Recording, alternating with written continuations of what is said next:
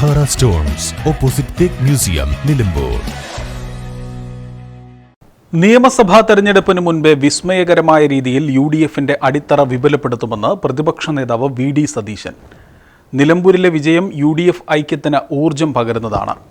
രാഷ്ട്രീയ വനവാസത്തിന് പോകുവാനും തയ്യാറാണെന്ന പ്രസ്താവന ആത്മവിശ്വാസത്തിന്റെ ഭാഗമാണ്.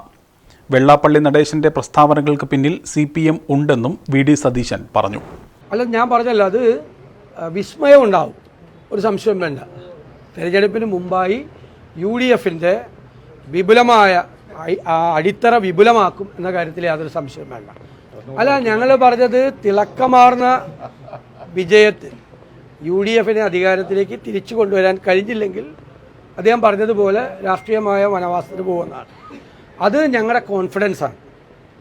ഞങ്ങൾക്ക് ഉറപ്പായി ഉജ്ജ്വലമായ ഭൂരിപക്ഷത്തോടുകൂടി തിരിച്ചു വരാൻ കഴിയും എന്നുള്ളതാണ്. അത് UDF മുന്നണിയിൽ നിർണായകമായ പങ്കുവഹിക്കുന്ന രാഷ്ട്രീയ പ്രസ്ഥാനമാണ് മുസ്ലിം ലീഗ്. അതിൻ്റെ പൂർണ്ണമായ പിന്തുണയുണ്ട്. നിങ്ങൾ നിലമ്പൂരിൽ കണ്ടതല്ലേ, ഞങ്ങൾ പറഞ്ഞപ്പോൾ നിങ്ങൾ വിശ്വസിച്ചില്ലല്ലോ. ഒറ്റ പാർട്ടിയായിട്ടല്ലേ പ്രവർത്തിച്ചത്? ഒറ്റ പാർട്ടിയായിട്ടാണ് പ്രവർത്തിച്ചത്. ഇന്ത്യയിലെ മുഴുവൻ സഖ്യങ്ങൾക്ക്, കോയലിഷന്, മുന്നണിക്ക് മാതൃകയാണ് കേരളത്തിലെ UDF. ഏത് തരത്തിലുള്ള വർഗീയതയെയും ഏത് തരത്തിലുള്ള വിദ്വേഷ പ്രചരണത്തെയും UDF ഒറ്റക്കെട്ടായി നിന്ന് എതിർത്ത് തോൽപ്പിക്കും. കോംപ്രമൈസ് ഇല്ല. ആരുമായിട്ടും അത്തരം കാര്യങ്ങൾ പറയുന്ന ആരുമായിട്ടും കോംപ്രമൈസ് ഇല്ല. ഇതിൻ്റെ പുറകിൽ CPM ഉണ്ട്. ഇതിൻ്റെ പുറകിൽ. പക്ഷേ CPM ഒരു കാര്യം ആലോചിക്കേണ്ടത്, മുസ്ലിം ലീഗിൻ്റെ ഒരു പ്രസക്തി എന്താണ് എന്ന് തിരിച്ചറിയണം. ഉത്തരേന്ത്യയിൽ ന്യൂനപക്ഷങ്ങളെ ആക്രമിക്കുന്നവർ തന്നെ കേരളത്തിൽ ക്രിസ്തുമസിന് കേക്കുമായി പോകുകയാണ്. ആട്ടിൻ തോലിട്ട ചെന്നായ്ക്കളെപ്പോലെയാണ് ഇവർ പ്രവർത്തിക്കുന്നതെന്നും പ്രതിപക്ഷ നേതാവ് പറഞ്ഞു.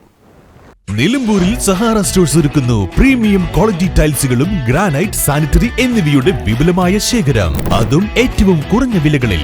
വീടെന്ന സ്വപ്നം യാഥാർത്ഥ്യമാക്കാൻ ടൈൽസുകളും മറ്റും തവണ വ്യവസ്ഥയിലും ലഭ്യമാണ്. ഇനി ഒന്നിച്ചെടുക്കുമ്പോൾ ഒരുമിച്ചടക്കേണ്ട.